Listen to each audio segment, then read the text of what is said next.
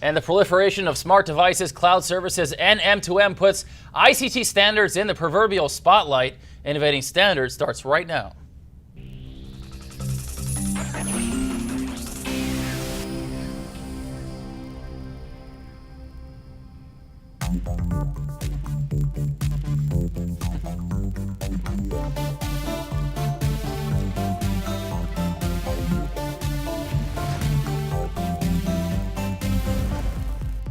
ICT standards are critical to the tech industry, and depending on who you ask, some standards are more front and center than others.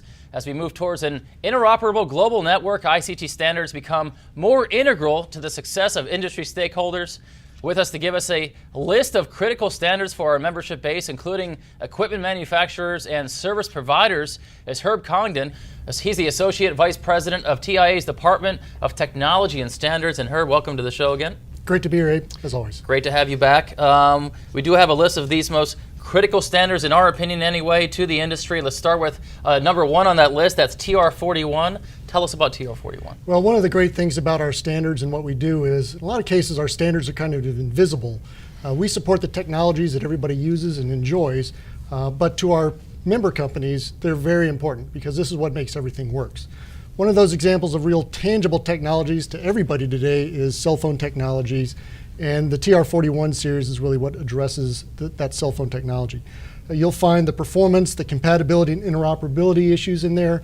That's what makes everything work. When you turn on your cell phone and you get the bars, that's what enables you to communicate via voice, pull down data, whatever you want to do.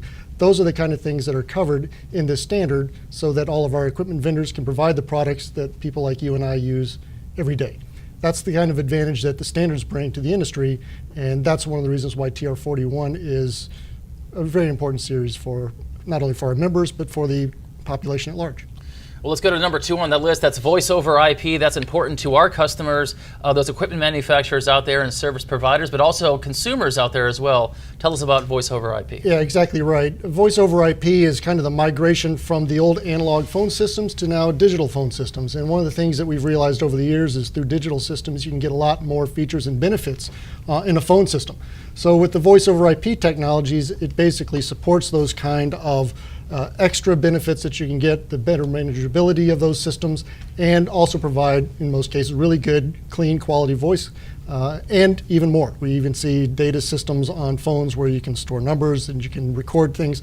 A lot of those technologies aren't available on a traditional phone system, but with voice over IP technologies and with voice over IP devices, those technologies have become to the forefront, and it's another example of a very tangible technology, something that most everybody uses every day. It's rare that you see an old, what we call plain old telephone system being installed anymore in office buildings and now even in homes and condominiums and multi-dwelling units.